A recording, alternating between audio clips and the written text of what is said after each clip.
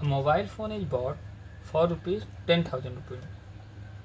Its value decreases by rupees 800 every year. ठीक है, एक मोबाइल फ़ोन है जिसको ख़रीदा गया है 10,000 रुपये में. ठीक है, और उसकी जो वैल्यू है ना वो डिक्रीज कर रही है 800 एवरी ईयर. मतलब हर साल उसकी जो प्राइस है उसमें 800 रुपीज़ घट जा रहा है. ठीक है, अब पहला क्वेश्चन क्या बोला हुआ है कि find the value of the phone after 3 years. ठीक है, तो 3 साल के बाद फ़ोन की वैल्यू क्या होगी ये बताना है. ठीक है, दूसरा क्वेश्चन पूछा है make a table of the values for t varying from 0 to 8 year. मतलब एक टेबल बनाना है जिसमें वैल्यू जो है वो वेरी कर रहा है 0 से 8 ईयर में. ठीक है, वो कैसे वेरी कर रहा है, उसकी वैल्यूज़ जो है प्राइस की वो कैसे वेरी कर रहा है 0 से 8 ईयर में, वैसा एक टेबल बनना है. And so how the value of the phone भी डिप्रिसिएट विथ टाइम. मतलब जो उसकी वैल्यू है वो समय के साथ कैसे घट रही है वो दिखाना है. ठीक है, तो दूसरा क्वेश्चन ये हुआ. तीसरा क्वेश्चन ये find an expression that relates V and T. V और टी को रिलेट कराने वाला एक्सप्रेशन बनाना है and explain why it's represent a linear decay. और हमको ये बताना है कि ये लीनियर डीके क्यों है. ठीक है, तो चलिए शुरू करते हैं. तो पहले बात तो हमको पहला क्वेश्चन को हम लोग सॉल्व करते हैं. ठीक है, पहला क्वेश्चन इस तरह से सॉल्व करते हैं. ठीक है, अगर एक साल में, ठीक है, पहला क्वेश्चन, ठीक है, तो हम लोग को दिया क्या क्या है कि हम लोग को दिया हुआ इनिशियल वैल्यू क्या है,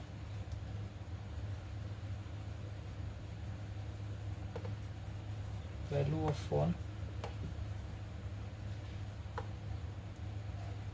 इज रुपीज़ 10,000. ठीक है, ठीक है, decrease every year, decrease in EV every year rupees 800.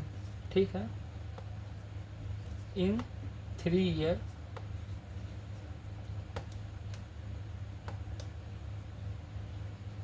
मतलब इन 3 ईयर. ठीक है,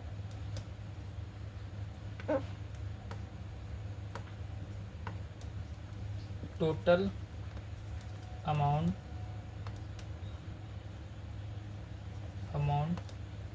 इज डिक्रीज बाई क्या होगा 800 इंटू 3. ठीक है, इन 3 year the total amount decrease by 800 into 3, तो ये आएगा 2400. ठीक है, इतना अमाउंट डिक्रीज हो जाएगा. सो अब क्या होगा ये हमको पता है. और हाँ, इस क्वेश्चन में एक चीज़ और है कि v जो है, ठीक है, वो वैल्यू को बता रहा है और t टाइम को बता रहा है. ठीक है, तो अभी हमने क्या निकाला कि इनिशियल वैल्यू 10,000 थी, डिक्रीज हर ईयर में 800 हो रहा था, तो 3 ईयर में जो डिक्रीज अमाउंट होगा देन टोटल डिक्रीज अमाउंट. ठीक है, तो इन 3 ईयर. ठीक है, तो चलो ऐसे लिख देते हैं सीधे सीधे कि total amount decrease in 3 year. ठीक है, ऐसे लिख दो. ठीक है, तो total amount decrease in 3 year क्या हो जाएगा हमारे पास आएगा 800 इंटू 3 इक्वल टू 24. ठीक है, तो अब यहाँ लिखेंगे प्राइस आफ्टर 3 ईयर. ठीक है, प्राइस क्या हो जाएगा 3 साल के बाद. 3 साल के बाद प्राइस आपका हो जाएगा v इक्वल टू 10,000 माइनस 2400, तो हमारे पास आ जाएगा 7600 रुपीज़. ठीक है, ये हो गया पहला क्वेश्चन सॉल्व हो गया इस तरीके से. ठीक है, अब दूसरा क्वेश्चन सॉल्व करते हैं.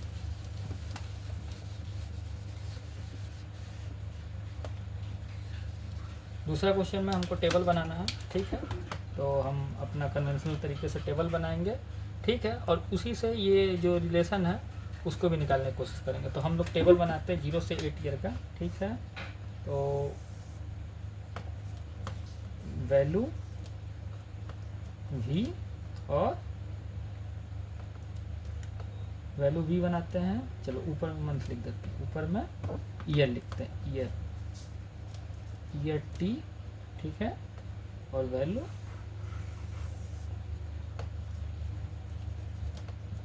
वैल्यू v, ठीक है। तो वैल्यू v इन रुपी, ठीक है। तो अब चलिए बनाते हैं फर्स्ट ईयर में क्या प्राइस होगा। चलो 0 ईयर से बनाते हैं, जब मतलब हमारे पास कुछ नहीं होगा। 0 में हमारे पास होगा कितना पैसा था, 10,000 का फ़ोन था, ठीक है। तो फर्स्ट ईयर में क्या होगा, 800 रुपये घट जाते हैं। तो हम टेबल बनाते हैं 10,000 माइनस 800, ठीक है। 10,000 माइनस 800 इंटू 1 कर दो, क्योंकि 1 है तो 1 कर दो। और आपको पता है ये कैसे आ रहा है, तो हमारे पास बचेगा कितना, 9200, ठीक है। उसी तरह 2 कर दो यहाँ पे, तो हमारे पास क्या आएगा, 10,000 नहीं, अब इसमें से नहीं होगा, ठीक, ऐसे इसी में से। अभी देखो 10,000 माइनस 800 इंटू 2 कर दो, तो हमारे पास क्या आएगा,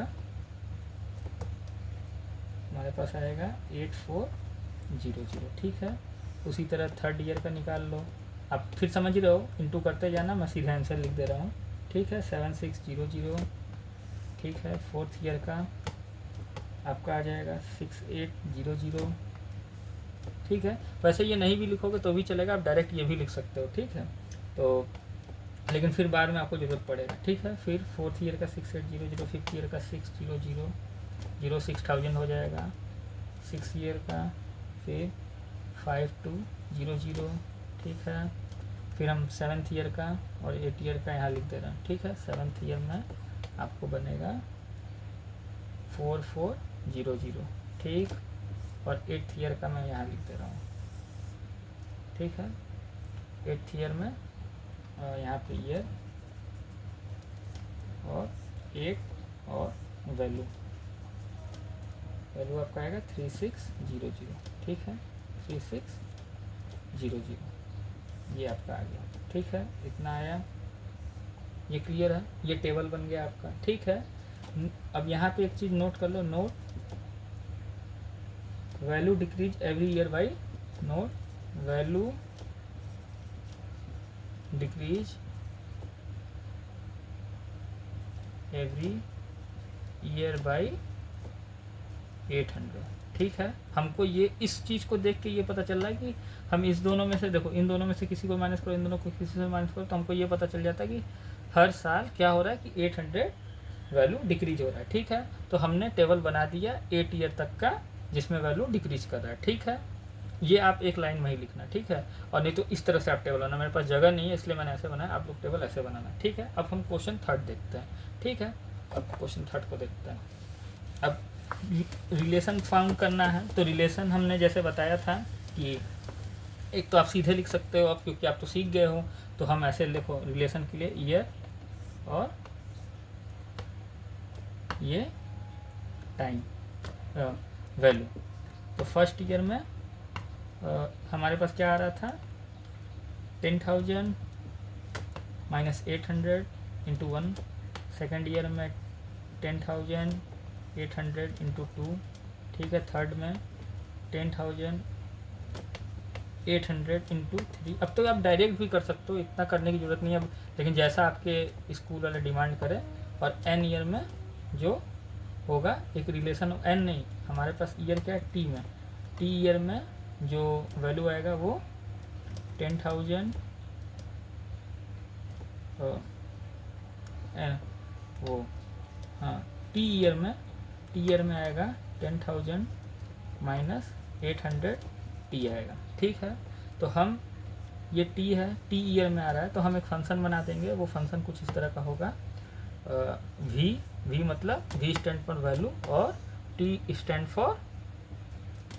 फॉर ईयर, ठीक है। तो ये आ जाएगा आपका 10,000 माइनस 800 टी। तो ये आपका बन गया एक वी और टी में रिलेशन, ठीक है। Where T greater than equal to, इसके लिए अगर हम लेके चले तो वह T greater than equal to 1, ठीक है। वेट है और एंड टी इज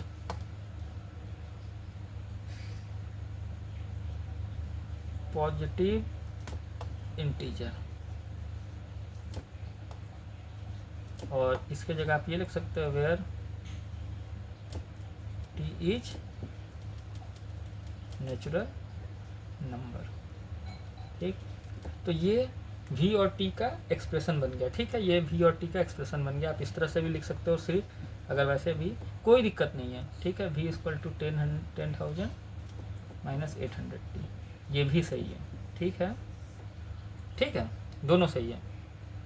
ठीक है, बस ये बता रहा है कि ये जो मतलब टी का फंक्शन है। ठीक है, तो ये भी सही है, ये भी सही है, लेकिन आगे चलोगे ना तो फिर इसका इंपॉर्टेंस समझ में आएगा। ये ऐसे टी क्यों लिखा हुआ है, वैसे ये भी सही है आपकी किताब के हिसाब से। ठीक है, अब हमको तीसरे क्वेश्चन का आंसर देना है। ठीक है, जो तीसरा क्वेश्चन है, लीनियर डीके क्या होता है। लीनियर डीके के एक छोटा सा बात मैं बता दूँ, लीनियर डीके क्या होता है। ठीक है, अगर कोई ग्राफ जैसे कि यहाँ हमारे पास आया था अभी V T equal to 10,000 minus 800 T. ठीक है, ये आया था। अगर देखो आप इसका ग्राफ बनाओगे ना, अगर आप इसका ग्राफ बनाओगे तो ये ग्राफ कुछ देखो ऐसे है और ऐसे है। चलो ग्राफ से नहीं, थोड़ा सा अभी ऐसे देखते हैं। देखो ये जो है ना, ये होता है Y equal to A plus B T type का था। ठीक है, बी एक्स टाइप का था हमारे पास ना, ऐसा कुछ। ये हमारा जो होता है ये स्ट्रेट लाइन को बताता है, और मैंने इसी तरह आपको शुरुआत में जब बता रहा था, मेरे वीडियो देखे होंगे तो, इस तरह से कि ये बड़ा इंपॉर्टेंट चीज़ है। अब ये इंपॉर्टेंट इसलिए है क्योंकि इसकी डिग्री 1 है तो ये लीनियर है। ठीक है, और अब आप ये भी लिखोगे तो कोई दिक्कत नहीं है, Y equal to A X plus B, छोटा वाला भी लिखोगे तो कोई दिक्कत नहीं, कांस्टेंट है, आप नाम कुछ भी दे सकते हो, ए प्लस बी एक्स। ठीक है, तो अब देखो यहाँ पे कि ए की वैल्यू ये है और बी की वैल्यू ये है। बस आप वेरिएबल चेंज किए हो ना, इसके जगह टी लिख दो, टी लिख दो, कोई दिक्कत नहीं है। एक्स की जगह टी लिख दो, ये भी तो चेंज हो रहा है, ऐसे टी लिख दो, कोई दिक्कत नहीं है। तो ये तो दोनों सेम ही है, तो मैं बोला ये बड़ा काम का है, तो ये लीनियर है, पहली बात तो ये है। तो अगर ये जो टी है ना, टी वेरिएबल एक्स के साथ ये जो वैल्यू रहता है ना, इसको कहते हैं स्लोप। इसको क्या कहते हैं? स्लोप। ठीक है, अगर ये स्लोप पॉजिटिव होगा, ठीक है, तो जो ग्रोथ होती है ना, जो ग्रोथ होगी, ठीक है, ग्राफ में, वो ग्राफ कुछ इस तरह से जाएगा। ठीक है, ऊपर की तरफ। ठीक है, कुछ इस तरह से जाएगा। ठीक है, और अगर ये स्लोप निगेटिव आती है, अगर ये निगेटिव आती है तो वो स्लोप कुछ इस तरीके से जाएगा। ठीक है, ऊपर से नीचे की तरफ, मतलब जैसे जैसे इसकी वैल्यू आप एक्स पे वैल्यू बढ़ाते जाओगे ना, तो इसकी वैल्यू वाई एक्सिस पे कम होती जाएगी। ठीक है, तो वो डिक्रीजिंग हो। अगर स्लोप निगेटिव हो गया ना, तो आप वहाँ से भी बता सकते हो स्लोप निगेटिव है, पहली बात तो ये। और दूसरी बात क्या है कि इसकी डिग्री 1 है। अगर डिग्री 1 है तो वो स्ट्रेट लाइन है, लीनियर है, लीनियर पॉलिनोमियल। और अगर स्लोप निगेटिव हो तो डिके हो जाता है, और अगर पॉजिटिव होता है तो वो ग्रोथ हो जाता है। ठीक है, ये बात एक तरीका सही हो गया। ठीक है, एक तरीके से इससे बता सकते हो कि लीनियर डीके क्या है और ग्रोथ क्या है। तो डीके का मतलब होता है, डीके मतलब होता है घटना, कम होना। ठीक है, एक तरीके से लीनियरली वो धीरे धीरे घट रहा है, कम हो रहा है। ठीक है, तो वो लीनियरली धीरे धीरे कम हो रहा है, और ये लीनियरली बढ़ रहा है। लीनियर मतलब स्ट्रेट लाइन। ठीक है, ये चीज़ें क्लियर हुई। तो एक तरीका तो ये है कि आप इस एक्सप्रेशन को देखो। ठीक है, एक्सप्रेशन देखो कि ये पॉलिनोमियल है डिग्री 1 का। ठीक है, तो ये लीनियर होगा। ठीक है, और लीनियर है और ये निगेटिव है, स्लोप क्या है? निगेटिव है, स्लोप निगेटिव है, तो ये लीनियर डिके है। तो आप इस पॉलिनोमियल को भी देख के बता सकते हो ये लीनियर डिके की लीनियर ग्रोथ है। सबसे पहली बात तो ये हो गई। अब दूसरी बात क्या है कि एक तो ये चीज़ हो गया। अब दूसरा चीज़ क्या है कि हमारे पास एक टेबल था, जो टेबल हम बनाए हुए थे, तो आप शायद सीधे लिख सकते हो फ्रॉम, जो जैसे टेबल हम थोड़ा सा बना ही देते हैं।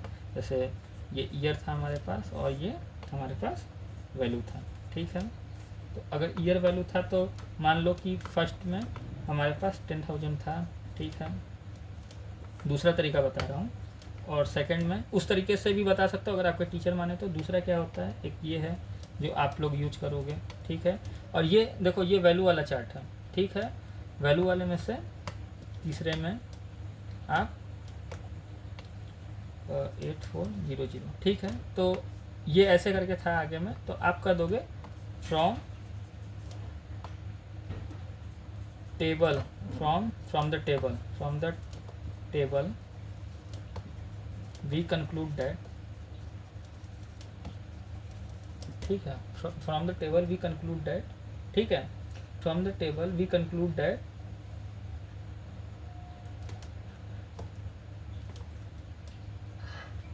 the value of, conclude that the value of phone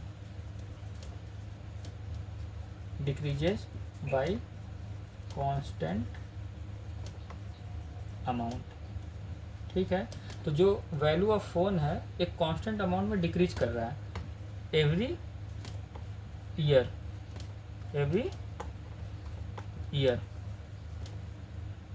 with 800 रुपी 800। ठीक है, तो हमारा जो कांस्टेंट अमाउंट डिक्रीज कर रहा है।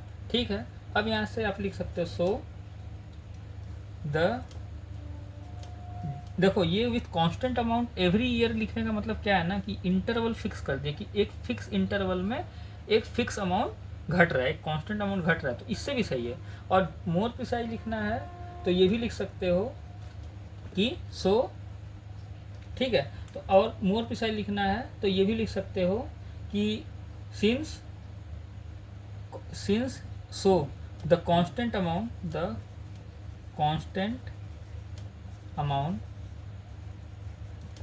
decrease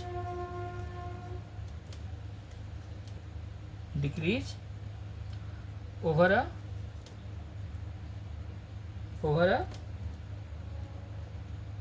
equal interval। ठीक है, मतलब कि हर साल, मतलब इसको माइनस करोगे तो एक साल आ रहा है, इसको भी माइनस करोगे एक साल, हर साल सिर्फ 800 घट रहा है।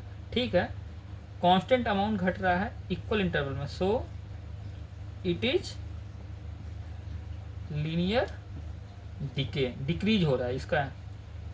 ठीक है, तो इस तरीके से भी हम बता सकते हैं कि लीनियर डिके। ठीक है, ये 2-3 चीज़ें इंपॉर्टेंट है। ठीक है, तो ये आपका हो गया कि जो एक्सप्रेशन है वो एक्सप्रेशन बन गया, एंड क्यों कर रहे हैं इस कारण से कर रहे हैं, ये रीजन है। ठीक है, ग्राफ से बोलोगे कि आप ग्राफ दोबारा नहीं बनाओगे, जो ग्राफ बना हुआ है पहले उसी ग्राफ को मेंशन करते बोलोगे फ्रॉम द टेबल। हम जो टेबल बनाए हैं क्वेश्चन नंबर 2 में, उसमें से हम कंक्लूड कर रहे हैं कि ऐसी ऐसी बात है। ठीक है, और क्या है।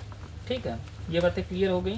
तो इसके भी ग्राफ को थोड़ा सा देख लेते हैं। ग्राफ बड़ा सा थोड़ा सा इंपॉर्टेंट, इतना ज़्यादा इंपॉर्टेंट है ना कि मैथ्स को देखने के लिए बहुत ही ज़्यादा ज़रूरी है। ठीक है, अगर आप इसका ग्राफ प्लॉट करोगे ना तो देखो इसकी ग्राफ कुछ इस तरह से जाएगा, जैसे कि अगर इसका ग्राफ प्लॉट करोगे तो बताएं तो इस तरह से कटता हुआ कहीं से जाएगा। ये देखो एक चीज़ और बता दे, अगर ये देखो एक y equal to M X plus C है ना, जैसे कि y equal to A X plus B करके था, ऐसे लिखो या आप ऐसे लिखो y equal to A plus B X लिखो, कोई दिक्कत नहीं है। ठीक है, आप ए को बी बना दो, बी को ए बना दो, उससे कोई दिक्कत है? अगर आप इसको बी और ए लिखोगे कोई दिक्कत है? कोई दिक्कत नहीं है।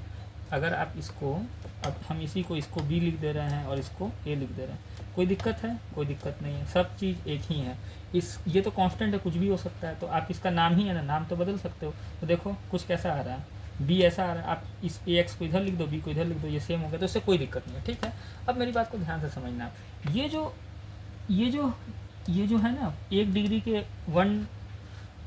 डिग्री के साथ जो ये लगा हुआ है ना वेरिएबल एक्स के साथ, ये जो लगा हुआ है, ये तो मैंने अभी बता दिया। यहाँ पे ये क्या है? स्लोप है। ठीक है, यहाँ पे ये क्या है?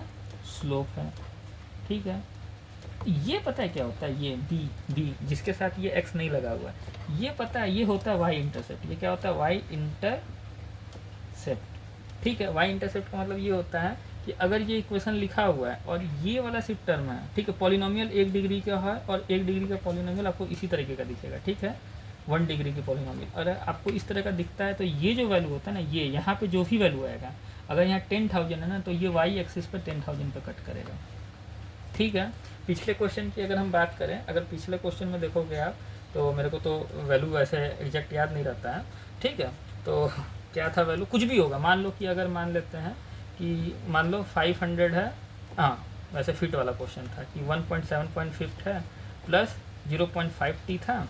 ठीक है, तो 1.75 यहाँ लिखा हुआ है ना, ऐसे करके लिखा हुआ था, जो भी है हाइट है। ठीक है, जो हाइट है वो 1.75, तो ये जो वैल्यू है ना, ये वाई एक्सिस पे ना, वाई एक्सिस पे अब 1.75 पे कट करेगा। ठीक है, वाई एक्सिस पे 1.75 पे कट करेगा, ये चीज़ होती है। और ये पॉजिटिव है तो पक्का ग्राफ कुछ इस तरह से जाएगा, मैंने बताया था। तो ये देखो सीधे देखो, ये प्लस है तो देखो ये ग्राफ इस तरह से आगे जा रहा है।